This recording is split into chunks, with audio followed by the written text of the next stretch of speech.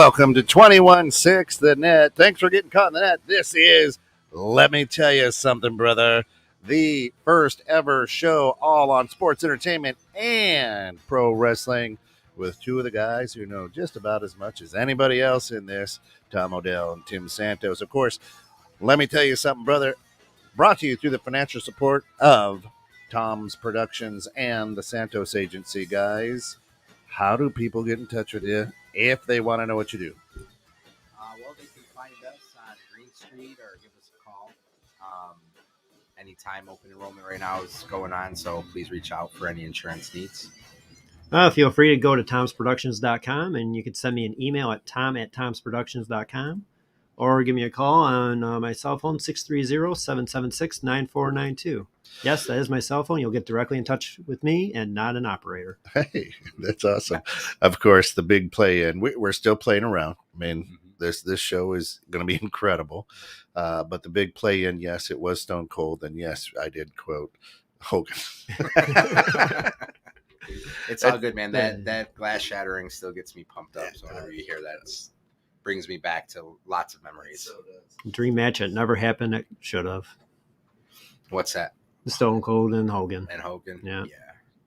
Yeah, absolutely. So, well, as we talked about, probably introduce ourselves, why people should tune into us, why they should listen to us about wrestling. Did you want to talk about your passion for wrestling, your past wrestling? What brought you here? I grew up watching it since WrestleMania 2. I was like 2 years old. My dad was a huge fan of it. And it was, for me, growing up watching it, it was a special bond I had with my father. And we go to the events. We go to Allstate Arena, which was then Rosemont Horizon. And we go visit my brother in college at Valparaiso, where they were doing live shows there. And you could see them kind of rehearse for the next pay-per-view. And it was just very cool. And for me, it's always been that escape. And the live action fairy tale, soap opera for men kind of thing, where they only have one take to get it right. If they don't get it right, oops, and whatnot. There, I mean, for me, it's just I've always enjoyed the storytelling and fantasy of it. Yeah, absolutely. So similar story. I think I was 2 or 3 when WrestleMania first happened, and so a little too young then to really enjoy it. But as I was getting a little bit older, me and my family just always holidays at the time pay-per-views were once every 4 months, and it was always a big family gathering around it. But yeah, it just drew me in. I don't know, a similar thing, the story, the theatrics of it all, right? And then kind of fell off a little bit, it got a little bit too gimmicky there in like mid 90s, but then once the Attitude Era came back and the Monday Night Wars, that brought me back in for sure. And I was always the Rock guy. A lot of my friends were Stone Cold guys, but I don't know, to this day, the Rock, he's I aspire to be someone as awesome as he is. I can agree with you more. Just the Rock, I mean, seeing how he's grown as a person and to what he is now, and it's just, I always felt he's one of ours. Yeah. And absolutely. Now the rest of the world has him, and knowing that, like, hey, he's our guy first. Yeah. No, absolutely. I think he could be the president one day, to be honest. So I mean, he's got the show right now, Young Rock, where he sets it up for 2032. He's running, and he's got my vote no matter what. So yeah, he understands people. He grew up poor. He connects with everyone, and I think he could actually change the way we do things. I like in a show where he actually selects his vice president candidate to be the opposite party to get that balance. And that's what we need right now. We got to stop fighting. Like, you're this, I'm that. United. Yeah. I think wrestlers make the best politicians too. You got Kane and Ventura, and yeah, that's true. They connect with people they understand. I mean, they started out working 25-hour matches at a VFW hall. They know what it takes to put in the work and see the fans that come in are spending hard-earned money to be entertained. Yeah, absolutely. So even I could talk this whole hour about The Rock, actually, but just like an hour just that, the person he is today, and from a personal perspective, the entrepreneur he is, he's always involved in things, always something new, wheels always spinning, and just the personal, like the work ethic the guy puts in. when you actually see what he has to do on a daily basis to keep he's in the best shape he's ever been. He's a beast compared to what he even looked like when he was a wrestler. So anyways, yeah, so someone that I think a lot of people could strive to be, but anyhow, so where do we want to go with this, Tom? Why don't you give us a topic to talk about? Give us a topic. Well, recently we had Crown Jewel that happened last Thursday, 11 o'clock afternoon our time. Yes. I will be honest, I didn't watch it live this time. It took me a couple days to watch in spurts. Yeah. But I actually watched the whole thing, and to me, watching it, it's like they almost had a better card than WrestleMania. You know what? When it first started, the fireworks went off. Just the set, it definitely had that WrestleMania vibe to it. You know, and obviously it's the only event that they put on. You know, over there. Right. But it sucks that it's on at 11 o'clock. Yeah. I don't like that. You know, and it was actually such a good card and such a good show that I wish they would have saved it for, you know, normal time for us to enjoy over here. But yeah, it was pretty cool. Not too wasn't too shocked by any of the results. No. You know, I knew Edge and Seth Rollins would have a great Hell in the Cell My match. only issue with that was it felt way too long. Yeah. There's too many kickouts, and I mean that's what they both become right now as wrestlers. It's like there's no true finishing maneuver anymore because everyone kicks out of everything. This is true. You think back in the days, Hogan drops that leg on you, which now everyone does a leg drop. Actually, probably not so much anymore, really. Right? Well, it's John kind of Cena was probably the last one. Yeah, but man, what a devastating leg drop. Or even back to The Rock with the people's elbow. Oh my God. Most electrifying move in all of entertainment. Absolutely. But yeah, the finishing moves have definitely fallen off. Like you waited for that move to happen back in the 80s, 90s. And once that move happened, you knew it was over. Right. And now it's just not the same. No. It's not the same. They kick out 12 times in a match. And I think like my favorite all-time finisher is wrestler P.D. Williams when he used to be with TNA Wrestling. It's called the Canadian Destroyer, where it's pretty much a flip power bomb, and it's just a cool, fun move watching. But now a lot of the like Lucha Libres and the cruiserweights, they do that almost on a regular basis. Yeah, it's no longer a finishing move. It's like Jake the Snake Roberts DDT. It's no longer really a finisher anymore. It's just another standard move. Yeah. Well, those guys, the stunner still to this day. So Kevin Owens doing it. Yeah. Pretty awesome. And actually, who's the girl that did it off the top ropes? She's in Ember Moon. Ember Moon. Like that was an awesome variation of that. But yeah, Stone Cold Stunner, Rock Bottom. Which now Becky Lynch has got permission to use. Yeah. That's pretty cool. But yeah, you know, everyone had their own like spin on it. And you knew it was just devastating when they did it compared to when anyone else did it. But then, yeah, like you said, the DDT is just like common, very common. But yeah, let's see. We got a couple comments that there's Stone Cold Stunner all day. Changed my mind. No, I agree, Keith, for sure. Stone Cold Stunner. You know, and when he introduced that move and was just stunning the hell out of everybody, like that was cool. You knew when he jumped in the ring, someone was getting stunned, or Vince, the worst seller of the Stone Cold Stunner. The Rock was the best. Yes, back to The Rock, the best. That guy flipped out of the ring when he, that was pretty cool. Yeah, absolutely. Yeah, George the Animal Steel. Now I remember watching him when he was young, and he was crazy back then. Eating turnbuckles and eating turnbuckles. Yeah, it was. I mean, before he was in his mid 30s to 40s. I mean, when he was a young guy and he was just hairy. And it's funny is like when you watch them now, you realize what their age was at that point. They're the same age as the guys now, but the guys now look so much younger. And like back then, they looked like they're in their 60s. When we were actually talking about this show last week, I talked about Hulk Hogan.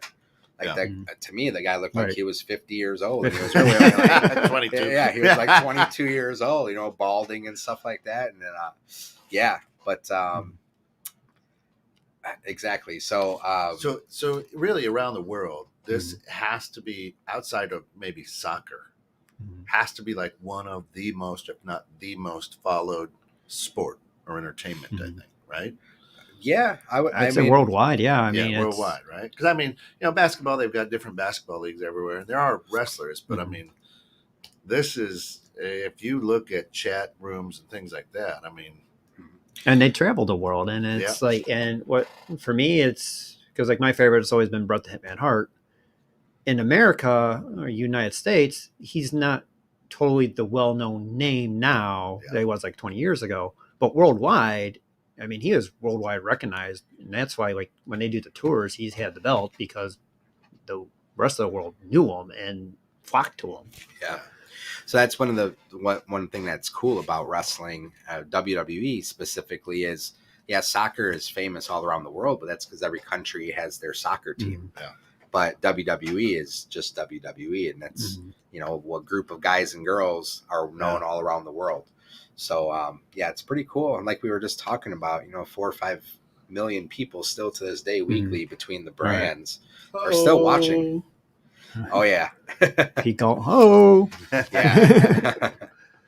Well, Absolutely. so and here's the other thing is, think about how many of your traditions roll around this sport. So growing up as a kid, right? I'm the youngest of 4 boys, and we were watching it when it was in the studio down in Georgia, right? And who was it? Gordon Soley was announcing, right? And this is where Flair kind of got his start. And every Saturday night was on Saturday night wrestling. And we would make homemade pizza and get our TV trays, and the family would be watching wrestling, eating homemade pizza, right? And then, with, 3 older brothers and, oh, hey, let me try this. On the little guy, right? Yeah. But, and then we talked about it last week. We were talking about the show. I mean, Thanksgiving, Survivor Series. How many of your family traditions are built around this sport? Yeah, it's pretty amazing. So as I talked about last week with you guys, every Thanksgiving for the longest time, like the family got together and it was, $28.99 on pay-per-view or whatever, and we would, if you wanted it on multiple TVs, we had to pay twice for it. You could, back then it was just like one cable line. That's right. So, but we would have our Thanksgiving dinner and have the whole family watching the Survivor Series, which at the time was such a cool event. Right. They try to, now the newer style, they try to integrate that a little bit, but you had your teams of wrestlers, the good guys versus the bad guys. That was the Undertaker made his debut, 1990 Survivor Series. That was huge. Who knew that? Terrified as a kid when you walked yeah. Yeah. Well, speaking of that, so then he actually, he got Bret Hart that night. He was opposite. He was on the $1 million team. Yep. Yeah. That was pretty cool. And who knew that at that time you were witnessing the history for sure. Probably the greatest gimmick ever. The guy lived it. Yep. Oh, he did. The last of the old school. Yeah, for sure. So, but you didn't really recognize that at the time. And we talked about that show, the WWE Hidden Treasures, how those guys back in the days, they would stop at a Denny's diner or whatever and give a fan some sort of memorabilia or whatever of theirs, and then they didn't know they were going to end up being one of the greatest ever, and then they tried to go get that back. Or losing a hotel room or I got a travel car. See, my guy, I had 2 guys, right? Tommy Wildfire Rich, right? And that goes way back. He was the original blonde hair, cowboy boots, and, would get bloody every Saturday night. So he was like, oh, Tommy Wildfire Rich. And he'd always take on Flair and Arn Anderson and the boys, right? But then I went Goldberg. I went Goldberg pretty hard. And that's what we were talking about last week. Goldberg, what he did. The Bret, I mean, his entrance, blowing smoke, out his nose and coming in and just kicking ass and taking names. I was like, they did that again Thursday against Lashley. Yeah, they did just do that again. Yeah, you know what? At the time, I was anti WCW. I'm just WWE guy, to the core, and I was like, it's some rip off Stone Cold Steve Austin. And granted, much bigger guy and totally different gimmicks, but you threw black trunks and shaved head and goatee. I'm like, it's obvious what you're trying to do here. I just never bought into it. I don't know. Just always thought it was. Yeah, he was great on the Goldbergs too. But WCW for me growing up was their lighting, the production just wasn't appealing for me. Right. It's like, it's funny is like my dad, he'd always record the pay-per-views and I'd watch them at his house on VHS tape. And as soon as I think it was like 5 o'clock or whatever on Saturday night, he stops the VHS player, turns on WCW Saturday night. And we're watching it, and I'm just like, the lighting in here, like, how you watch this? The WWE or the WWF at the time, is the production, the lighting was just so bright and vibrant. And WCW was just like this dark abyss. Like in your garage. It was, but I was a WCW guy. I love it. A lot of my friends were back in Kenosha. They even gave themselves nicknames after like the NWO people. You know, everyone claims somebody. No one wanted to be Disco Inferno. Though, no one? Oh. But speaking of the production, so I remember my grandpa, he would watch, I forget what we were talking about last week, but where Jeff Jarrett was, and some Southern wrestling, you know, and he loved that, and I'd watch it, and I would be like, what is Mid-South? this? Like, maybe it was Mid-South, or WCCW, maybe at the time, I'm not sure, but I was like, what is this? These guys look like they're doing this out of the garage or something, you know, like there's no lighting, and it just looks so cheap, you know. It's like these guys look like rip-off. Who are these wrestlers, you know? And then obviously later on in life, I'm like, oh, well, Jeff Jarrett, he's one of the greatest to ever do it, really. A lot of those guys you just didn't realize at the time until they transitioned to WWE, like, oh yeah, I remember that guy. That's the guy my grandpa used to watch. But the production, like you said, has just come so far. But it's actually, to me, taken a step back. What I really liked about pay-per-views for a long time was their sets, WWE sets, how they were all specific. And every pay-per-view would be, you know, some sort of different variation of all of their equipment and stuff like that, lighting and stuff like that. Now it's just the same set that they use for Raw, basically. You know, they just throw SummerSlam on in the background, and you know, they kind of taken a lot of it away. But so they've lost a step or two when it comes to that. And what I've noticed with them is once they start getting competition, that's when they really turn the page. So like when TNA started try to do head-to-head live against WWE, I think it was like the first Raw in January, I forget what year it was, and we're going to have the Monday Night Wars again. Well, that's when WWE goes, says, hey, we're going to bring back Bret Hart and just squash through him in the ratings, because it's now the first time we're going to see Bret in the WWE ring since 1997, besides the Hall of Fame induction. And he's going to be in the ring at the same time with Shawn Michaels. And that just completely squashed TNA there. And then they had, and I mean, Vince knows what he's doing. And now I think with AEW, I know, like we were talking about the ratings thing last week, where now I think Vince is starting to go, okay, we got to up our ante a little bit to kind of squash the bug. But I'm hoping now this kind of doesn't get a TNA replica. So I think that they're scrambling to figure out how to squash this bug a little bit, because AEW's kind of come out of nowhere really strong with, and not, they got Tony Khan with the money, but it ain't ran by him as much as it wants to be. It's ran by the wrestlers. It's ran by Chris Jericho, Cody Rhodes, them. Jim Ross. They know what they're doing, right? They know what, well, to an extent, you know, but they've really come out of the gate swinging. And, you know, there's a part of me that likes it, and then my WWE fanboy comes in and I'm like, I don't really care what you got going on over there. This isn't the big show. It's just not going to happen for you. Now, one thing that Vince has quoted in the past, or has said in the past, is that, you know, competition brings out the best in everybody. So they went stagnant for a long time. They didn't know what to do with their superstars. Part of me believes that maybe they're feeding AEW a little bit of their talent that they just couldn't do what he they was wanted. Such a big Mark Henry and Big Show and Jericho kind of guy. And it's just like, well, even some of the other stars, what's his name? Daniel He's Bryan, Malachi Black now, but he was, I forget who he was in WWE. I forget his name. He was like right in the middle of a storyline, and yanked him out, and then he ends up on AEW. You know, Bryan Danielson, you know, he's married to the daughter of one of the producers of WWE still, right? Oh, stepdaughter, stepdaughter. Stepdaughter, yeah. So there's definitely ties there, and I think that even when ECW was making its name, there was a behind the scenes agreement between them, like, stuff, and pull some talent here and give some talent there. and it makes people watch. So WWE, Controversy creates cash. That's Eric Bischoff's book and absolutely. mine. And yeah, it's I keep saying, hey, anybody who wants to go from WWE to AEW, good luck, and we'll see you as a number 28 entrant in Royal Rumble 5 years from now. Get a huge pop, and they'll be back.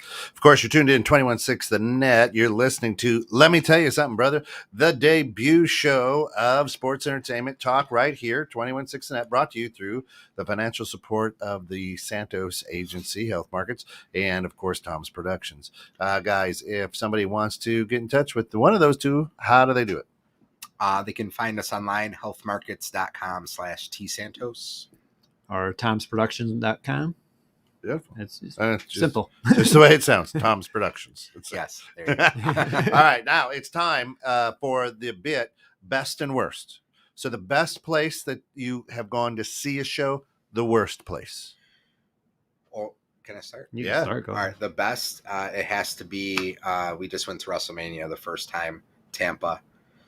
This past WrestleMania, so that's got to be the best. Just me and my son, and it was storming and it was horrible weather, but I love Florida, I love wrestling, and just the atmosphere. Never being to WrestleMania before, I can't say that it would be. There's nothing better, and we're going this next one too in Dallas for sure. We'll be on our way there. Worst place that I've seen wrestling. Well, you know what? Back in the day, my uncle, he used to take me and my cousin to some of those VFW type of wrestling matches. And I don't know if it was the worst, maybe just worst as in the setting. Yeah. It's still pretty cool. But, botch fest and just kind of, 12, 13 people in the crowd and not really a lot going on. Right. So I've been to a few of those. Those would probably be up there as the worst. Yeah. All right, Tom. Best, worst. So for me, I actually love the intimacy at Valparaiso University, where they're in the small gym, and I mean, there's not really that many people there. You don't have the thousands of people there. Yeah. But I mean, this is a WWE produced event, and all the wrestlers are there. And what was really cool was they were kind of rehearsing the next few months' matches, the storyline. And for me, like, it was just seeing Goldust for the first time. Like, what is this? He just all of a sudden he comes down the ring, and like we're seeing these new characters that aren't even been shown on TV yet. And he comes down and kind of like looking at him, and then all of a sudden, like, he's in the ring and he just pulls off the wig, and it's like, what the heck am I witnessing? And what's also cool about that was, I mean, they were going on they gave us our typical lineup card, like your 7 matches. The same guys were coming back out like every other hour for their next match. So like we saw Undertaker 3 times. We saw Brett like 4 times wrestle. And then we see them in the back goofing around, and like, I mean, just that intimacy. For me, you can't beat that because it's not on TV, and you kind of witness stuff that not everyone gets to witness. For me, the worst show was probably WCW Monday Nitro. Went to United Center, and it was just like commercial break, dead. Nothing's going on. They don't do anything to rile up the crowd or anything. They just kind of stop. And that's 3 hours. And I just remember me and my dad are just like, never again. Pay-per-views only or house shows. We're never doing another commercial. What do you think about the live event versus the TV? Because I took my kids recently, and they're used to hearing the announcers call every move, and you can hear what the wrestlers are saying, and you see obviously all the angles. And when you're at a live event, you're in your seat. No one's talking, people are cheering, but you can't hear that play-by-play announcing. It's a different experience. It's different. Yeah, definitely. For sure. And my son, his first event was actually, Gabe, was Money in the Bank. John Cena, CM Punk, when CM Punk left the arena. How do you top that? CM Punk walked up we were right here. Okay. Like literally I could high five him, at the time. But he was like falling asleep because he was just like, you can't hear anything that's going on. You can only see from your seat. You don't really know what's happening. So you got a fan out there saying, "Is this why Tom is single? And why isn't anyone dressed up?" It's a radio show, people. In the future stuff. Yeah. Hey, you never know. Stick Well, we'll have around. some special guests coming out in the future, Oh, and yeah. just That'd be stay great. tuned. Yeah. And yes, this is why I'm still single, because I talk pro wrestling. You know what though? One of the first things that me and Sally, my wife, that I did with her was we had WrestleMania box sets. I had gotten them for my dad, Okay. like WrestleMania 1 through Mhm. 15 or whatever at the Yeah. time, and we would sit around, go out, the night before and have some drinks, probably too much, and the next day, Saturday or Sunday, Just Yeah. start going. schooling you on some wrestling. We just watched every WrestleMania, and she liked The Rock and Stone Cold at the time. She didn't watch it when she was a kid, but she's right there with us now. So maybe I don't think that's why Tom is single, because I'm definitely not. And she's definitely a big That's fan. Yeah, Pete says, yeah, they should be wearing wrestling costumes. Thanks, Steph. It will He happen. says they're not. Yeah, well, maybe next time. I have to wear my sponsor. I So. was- That's it. I was coaching my daughter's soccer team tonight, but we'll see. We'll get in our trunks for the next show. So the house shows you guys really like. You're like, hey, man, let me get in there to the VFW where there's 100, 150 people, Yeah, whatever. the house show, they just kept going. Yeah. There was no commercial stoppage, and I mean, you're on to your next match Yeah. pretty much right away. I mean, it kept moving, and yeah, again, the intimacy is just so much better. For those out there that maybe don't know what a house show is, so house shows are non-televised events where basically the wrestlers are they're wrestling against people that you see them wrestle against on TV. They're just kind of honing their craft, making sure that when they come to production on TV that it's pretty much flawless. Practicing new stuff. But practicing new stuff. But the cool thing is right now, if you watch SmackDown, if you watch Raw, they're segregated. Basically, like you got your superstars here and there, but the house shows, they come together. So you can see a mixture of wrestlers. And you can see some tag teams and some matchups that you wouldn't typically see. They love to do a good 6-man tag or something like that to get all the stars in the ring. But the kicker is usually anything that happens, they don't talk about. So usually no titles change hands. Once in a while, if there's someone getting busted. Yeah, I or... think the last one was Kevin Owens, AJ Styles, U.S. Championship. But typically they're not. Like you could be defeated as the champion, but it's by disqualification. So title doesn't change hands under those circumstances. So it's kind of cool. It's a smaller setting, smaller set, but you get to see a lot of cool things that you wouldn't typically see. But then you kind of see it replayed when you watch TV. Right. You can see basically kind of the same match that you saw. Because it was interesting when I went to the one in Valpo. They were practicing for when Shawn Michaels was, I think he was the Intercontinental Champion. He was going to go up against Shane Douglas at upcoming pay-per-view. Well, between that time where I saw him at Valpo and that pay-per-view, that was when he got beat up in real life at the bar by a bunch of biker guys or whatever. So it completely screwed up what their storyline was, because I actually witnessed the match before it was supposed to happen. Yeah. With what they're going to do, and it's just kind of funny, stuff happens and changes. So good writing. And now here's the other thing that and this is the reason that I absolutely love this sport too. These are huge individuals. These aren't you, Tom. I mean, you're in good shape, but I mean, you're not like 6'6", like I'm the same size as Bryan pounds. Danielson, and he's like another 30 pounds heavier than me. Right, and so 6'6", 6'9", and they're flying around the ring, out of the ring, doing things that you're like, what are you doing? And even though it's rehearsed or whatever, hey, you try to do that, right? Exactly. I mean, you try to pick up someone, put them over your head, and even protect them going on the ground. Protect them, right? I think it's even harder to protect a person than anything. That's the art of it. Right. Is you can do these things without actually hurting the other person.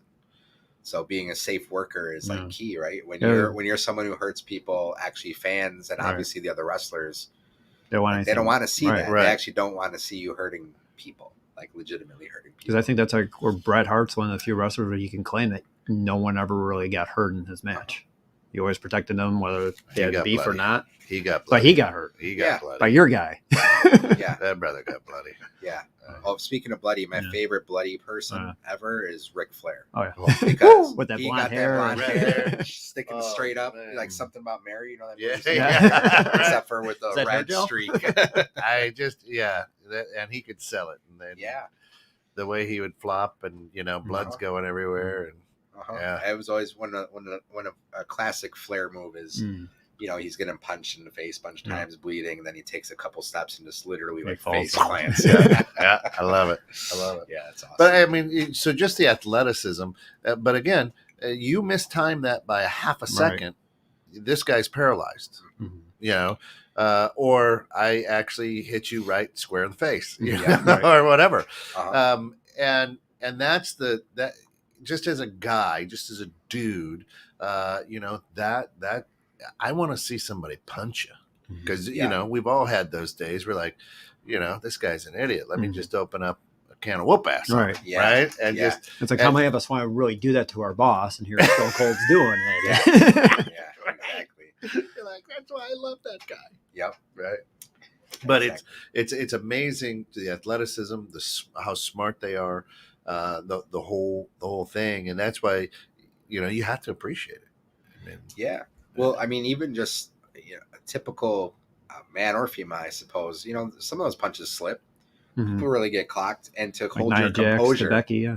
and not go ahead and like some of those guys are big enough they'll hurt the other person. The person they're standing across the ring from. Right. hey, that chest slap. I've had that. Yes. Is that right? The chop. That's real. Yeah.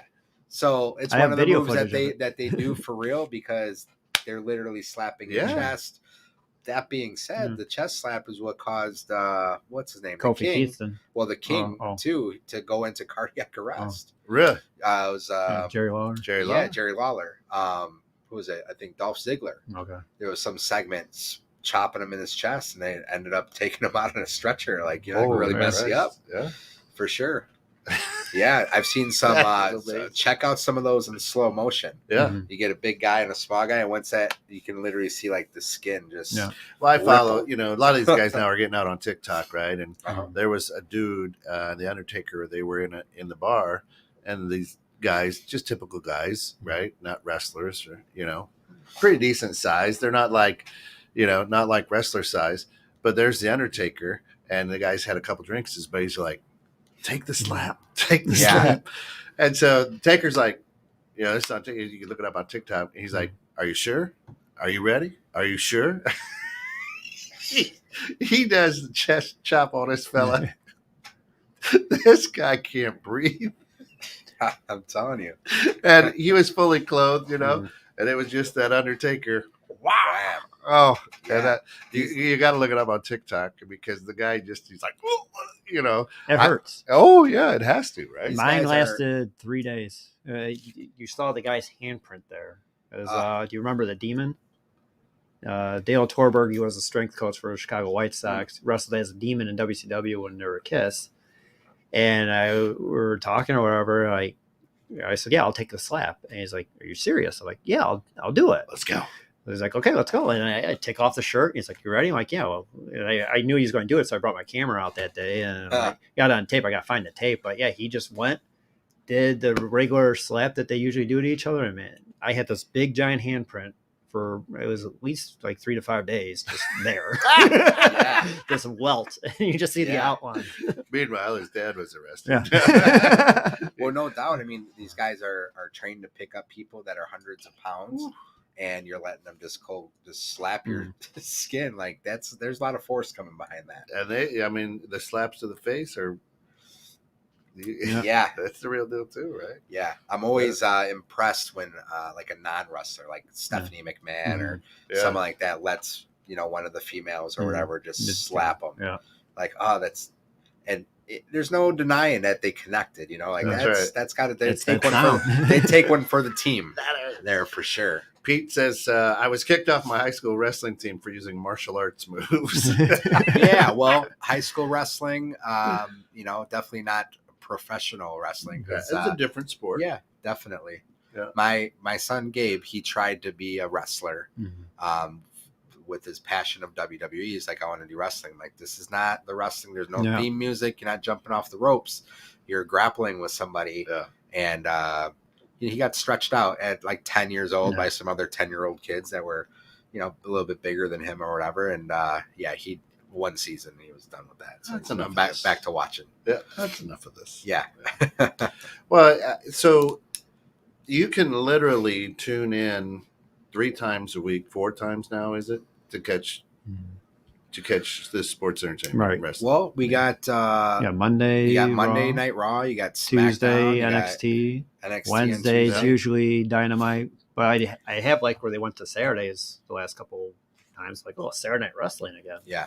Then you got SmackDown on And Friday, Rampage on Friday nights too. and Rampage right after SmackDown. Yeah, Yeah. So about and the 5 Sunday times. pay-per-view or the AEW pay-per-view. On Yeah. They Saturday. released the schedule of pay-per-views. WWE's going to Mhm. mostly Saturdays for their Oh, wow. big events. And they have, I saw Chicago in June, June 5th. TBD. No name for it. Yeah, yet. no name yet. They're going to be Yeah. SmackDown December 17th at that- Allstate Arena too. Yeah, usually they're at Chicago around Christmas time. Yeah. That's always been their holiday stop. Yeah, we've they used to do when they had Raw and SmackDown Monday and Tuesday. They would be there for 2 nights, Right. and me and Gabe used to, I think, like 2 or 3 years in a row at Allstate Arena Mhm. on Christmas Day. Yeah. We'd be there. We'd be there. So Dawn says, "How much are wrestlers allowed to eat?" Pretty much whatever they want. I think pretty much whatever they want. I have a cousin who's a bodybuilder, and they got to eat a tremendous amount of carbs and Mhm. protein to I think it was like 18 egg whites or whatever. I was told, like, Pretty much eat and a whatever they steak for breakfast. Yeah. I think back to The Rock. I think he said he eats 3 pounds or 5 pounds of cod every day. Every day, yeah. Oh, trying to do the rock Damn. diet. I'm telling you, That's a lot of fish, bro. not just like the daily agenda that he has Yeah, that's a from lot of waking up fish. at 3 Right. o'clock in the morning for his first workout, but to put yourself through eating 5 pounds of codfish Right. every day, like That's a lot of fish. that's a lot of fish. Oh, And that's a lot of I cod. love like spaghetti. I love Yeah. pizza, but I Yeah. can't eat it every day. No. And I'm definitely not 5 pounds of it every day. I love that food. Tacos, love it. I ain't eating it And every he, day. like, though. for Hercules, Tuesdays. the movie Hercules, he did like 12 times a day was that diet. It was insane. Crazy. Definitely crazy. Unbelievable. So what's coming up, guys? So we got about we're looking at about 8 minutes. This goes till 1:15, so we've got a little bit of time here. Yeah. What's coming up? What's happening on the show? What's your guys' vision? Oh, well, my vision here is it's pretty much talking about the past, what made it good, and how to help make it better, as well as, the current events going on with the business behind the scenes and discussing that and drop balls, missed opportunities that they've had over the years. Yeah. And just having fun and talking about stuff we love. There we go. Yeah, absolutely. So, same, but also giving my wife a break from hearing me talk about wrestling. So You're welcome, she said- Sally. She said she loves it when I talk about Probably it, too. because I get into it, and some Yeah. things really irritate me about some of the shows and some of the matches, and I get Yeah. in these social media arguments with these fans of AEW, and I'm Hey, just now. defending. But so I can talk out of both sides of my mouth when it Mhm. comes to some of this stuff, because some Mhm. things are just ridiculous Right. that are said. Yeah. And so I get it. I know better, Mm. but sometimes I just can't help it. I wake up at 5:30 every morning and I look through Twitter and I see someone say some garbage about WWE, and I just, no one's awake. Let me go ahead and reply. So, but I love it. And to have the platform to kind of talk about it and hopefully get some bunch of people tune in and ask questions. and Especially participate. worldwide. And Yeah. it's a universal language. We're It's going to like have music. guests in. We'll have people that'll tune in, or jump on during the show as well. This show is going to be pretty cool. In the green room, we were talking about Thursday's event, the main event, right? And that was Lesnar and Reigns. Right. Mhm. And of course, Lesnar did not come out victorious. And you said what, Tom? I said it was predictable with what they're doing and knowing it, how Lesnar only has X amount of dates on his contract.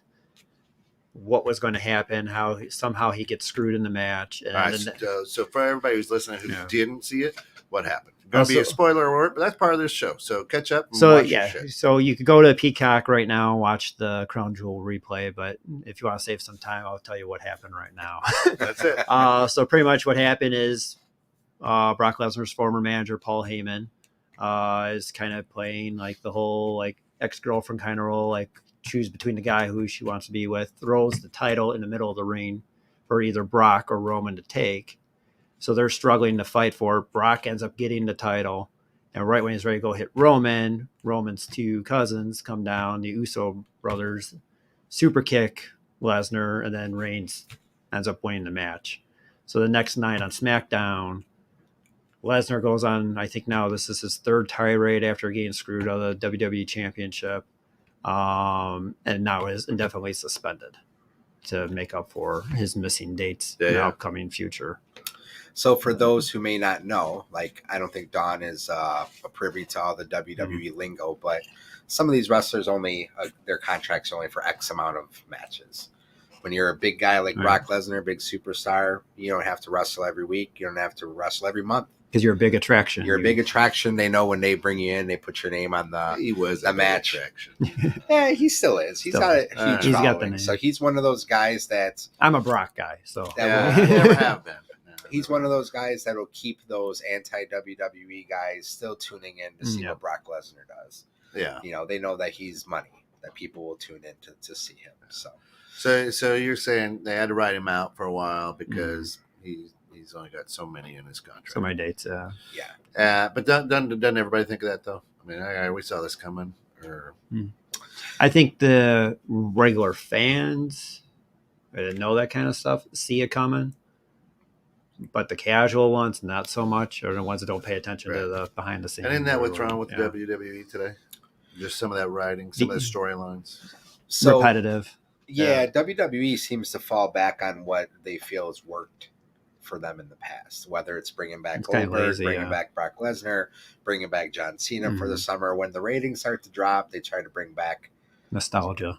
Nostalgia, or just a big name that paid off for them in the past is bring them back, and it works. So that's where it's one of those things like, I suppose they're falling off, but it also works. Yeah. So, we're not the guys behind, we're not Vince. We don't know where the money's coming from. Right.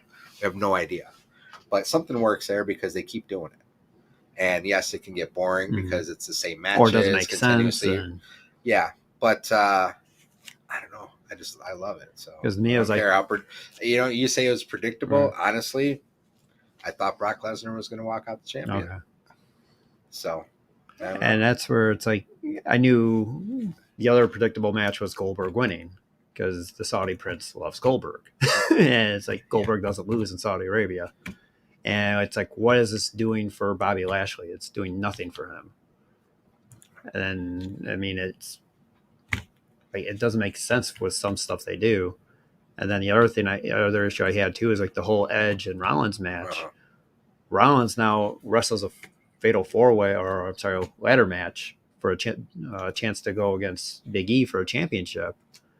And who won that match? Rollins wins it. Oh, he did. It's like, you just lost to Edge, but now you're fighting for the championship the next pay-per-view. It's like, to me, there's no consistency. That's why I like AEW, where they at least have the wins lost. I know it doesn't matter, but so that's where I disagree, because WWE, the consistency is what people complain about. No, it's what they complain about. You complain about seeing the same type of matches, the same matchups. Right. That's consistency, where AEW will throw Jungle Boy versus this guy this week, and the next week they're not even in the same story anymore. So they do a lot of that. To me, that's inconsistent. So I like a little bit of, not predictability, but I like a long storyline. If the storyline makes sense, I agree with that. Yeah. But I mean, it's like kind of what they just did last night with Rollins. Like, that doesn't make any sense. Yeah, so I dig Seth Rollins though. So and he's the only heel. Heel, for those that don't know, is a term for the bad guy. Yeah. And he's the only heel in that match against Rey Mysterio, Kevin Owens, and Finn Balor. Yeah. But if it's always the But- same thing, time after time, all these years, Tim. So, but Why- it's not. why should I it's go, not "Oh, literally God." the same thing. Right? You know? Okay, It's, yeah. It's they do a lot of matches, but they do similar matches, Right. right? So similar opponents. But you think back in the day too. I mean, it was like that. I mean, Hulk Hogan and Andre the Right. Giant, they wrestled each other for years. Right. But you knew Hulk was going to hold on to that title. He had it Yeah. for what, 22 People years loved or him. something. Yeah. You know? I mean, he had it for 4 years straight. You know, anyone he Right. wrestled. And now you got John Cena, who's 16-time world Right. champion. And he, Yeah. 16 times. So Can't that guy right, hang so on that to it? stuff is like I don't like those stats. It's Right. kind of garbage because, like we talked Because about like earlier, Edge is 11-time champion or something like that. It's like Randy you Orton wanted is more. right behind everybody at 14 And you or have- 15. right. Right. And Owen number 1 and Bulldog number 1. I mean, you go Jake on a the list. Snake never Mr. won Perfect, a yeah. title. A title, A right? title, anything. Yeah, Crazy. he's a legend. Yeah. That never won a title. DDP. Diamond Dallas Yeah. Page. Yeah. Yeah. He had that finisher too. Yeah, he did. The diamond cutter. Diamond The Cutter. RKO. Yeah, right. Okay. Yeah. That's pretty cool. Yeah, right. So same story after story after same thing. But now we've gone from huge guys. You know, we've got a few of them out there: Andre the Giant, Rowdy Piper, guys who are built big. You know, Steiner brothers. Oh. You know, come on. And now we got these smaller guys who are flippy floppy and spinning around and doing flips and cartwheels and looks more like a circus than it does wrestling. The cruiserweights. Yeah. See, that's what helped WCW because it was a little bit different than WWF back then, where they actually had these smaller guys that could do that kind of stuff that catch your eye for a mid-card match. Well, WWE only had like a few select guys that they constantly recycle. This was something different. Yeah. It wasn't always the big guy, the big monster guy squashing the little guy. It was like Rey Mysterio was huge in that with WCW with the cruiserweights. Dean Malenko and Juventud and Jericho. It's like what Chris they Jericho. did. Yeah. Yeah, I mean, like what they were doing and how WCW just kind of let that go away. And Yeah. Vince capitalized on a few of them, but I mean, there could have really been more to it. Yeah. So you brought up a great name, Chris Jericho. Where Yeah. does he fall on your all-time list? Oh, for me personally, he's definitely in my top 5. Yeah. He's your Mount Rushmore? He, Jericho? I I didn't say Rushmore. Okay. For How many guys are up there? 4? I don't know. Yeah. I have 2 separate lists for that. Okay. But I have my own personal favorites, list of Jericho. and then who actually in the industry should be on the Mount Yeah. Rushmore. So what's your Mount Rushmore? Are we talking strictly WWE? Are we talking all all promotions time. or all time? Yeah. All Who's time. your? Yeah. The all time, it's got to be Hogan, Andre, The Rock, and Stone Cold or Cena. Or, I mean, right? It's Yeah. All right. It's tough. It's Just tough. keep carving out the mountain. What about you, Tim? It's tough. I'm gonna have to go with Stone Cold, The Rock. Chris Jericho makes mine for sure, Mhm. and Really? maybe Macho Man. Your Mount Rushmore. You know what? I've been you can catch me saying Chris Jericho is the greatest of all time. The GOAT. Really? So I love he's personally like it's Brett. On the microphone, Jericho. in the ring, Yeah. is the way he's been able Right. to transition and reinvent himself Reinvent over and over to stay again. relevant. He's got his own cruise. That's how popular wrestling and how he is. They just had a 3 or 4 Right. day That's the Jericho cruise. Yeah. Out in Yeah. the Bahamas. Cruise I'm ship never a full of fan of wrestling Jericho. fans. Really? I never. Yeah. There was a part like when he first came to WWE, one of the greatest premieres of a Right. wrestler in ever Chicago in Chicago, interrupting The Rock. Yeah. Comes out, and stood his ground. they had the countdown to the Right. millennium, right? And Yeah, everyone, that's right. week after week, you see this countdown, you don't know what's coming. And then, honestly, even when he came, I'm like, Y2J. I felt just like The Rock. Right. Who in the blue hell Right. are you? Like, Right. I didn't really even. Oh, know I who was he going nuts with my dad. Yeah, but Was- even going to his premiere, Mhm. one of the greatest to ever do it. Yeah. And like you were saying, where he's able to reinvent himself. Like I read his books. Like No is a 4-letter word. One of the best books you could read by not just wrestlers, but by anyone. The motivation that he has in there, and he even talks about like how he was able to just use the word "it" and make it captivating. Yeah. Yes. Because he'll just be watch, and the audience will wait, and he'll point, and then he'll finally say it, and people will just go bonkers over it. Like how he could just make these simple, stupid things, and like the list of Jericho. I mean, that was my favorite version of him. That was awesome. And then Festival of Friendship. The Festival of Friendship. That was another thing that irritated me with what they did there was having Kevin Owens drop the belt to Goldberg. Yeah, you're Goldberg guy. Yeah. But also like when he, I don't know if it's like his fourth time back from WWE where he would come to the ring and just not say anything and the crowd would be going nuts. Yeah. And then he'd just walk out. And he did this for like 4 or 5 weeks straight. Like he would not say a word and just walk back out. Yeah. And just how he's captivating like that. Nobody talks about Gorgeous George anymore. George I Chase talk about says. you all the time. Hey, thank you very much. You're gorgeous. See, George. now I would put my Mount Rushmore is this. I would go definitely Flair, Hogan, The Rock, definitely The Undertaker. Is it just 4 on there? Yes, you know what? Undertaker would take Macho Man's spot. That- I was drawing a blank on That's that a that's. I a- would do Undertaker on WWE. I wouldn't do him on all of them because they didn't have the ratings when he was champ. Yeah, I mean, he could draw, but he wasn't the. yeah, but his streak on his Right. WrestleMania. His streak. WrestleMania Well, streak. that's another thing we could talk about too. Where it's consistency like against the guys. his first 8 matches were against nothing. I don't want to hear about that. Win's a win, baby. It doesn't matter. A win's a win. So, and I do that because I try to, and Stone Cold's right up there as well as people who changed the industry, right? Yeah. I mean, Flair did, of course. I spent more money last year on spilt liquor. Right. Rolex wearing, diamond wearing, limousine riding, Jet flying. jet flying. Woo, right? I mean, it at that era, and then Hulk comes in. And he goes worldwide with it. He takes the whole industry worldwide. The Rock and Wrestling Connection. I remember watching a 60 Minutes back in the 80s, the 24-inch pythons, brother. And, what are you going to do when Hulkamania runs wild on you? I mean, it was amazing. And it was on 60 Minutes, You're like, oh, yeah. And he come out of nowhere, and the rock and roll music coming in. I mean, it was killer. And then The Rock, of course, he I think took it to a different level with his first. He wrote for himself, right? I mean, he came up with the. He came up with it. Yeah. He's like, let me try this. Just give me the mic and let me just go. And so The Rock, he was booed for a long time. Rocky Maivia. Rocky Maivia. Die, Rocky, die. Yeah. Once Rocky they started sucks. Let's go, Brandon. Rocky sucks. He said, you know what? Screw you guys. I'm just going to be myself. Yeah. But, you brought up a good point, the Rock and Wrestling Connection. So there's like key parts, right? So the birth of MTV. Yeah. And right. pairing Cindy up with Lauper. them. Had they not paired up, would wrestling be where it is today? Right. Popularity, bringing in the celebrities. Right. Yeah.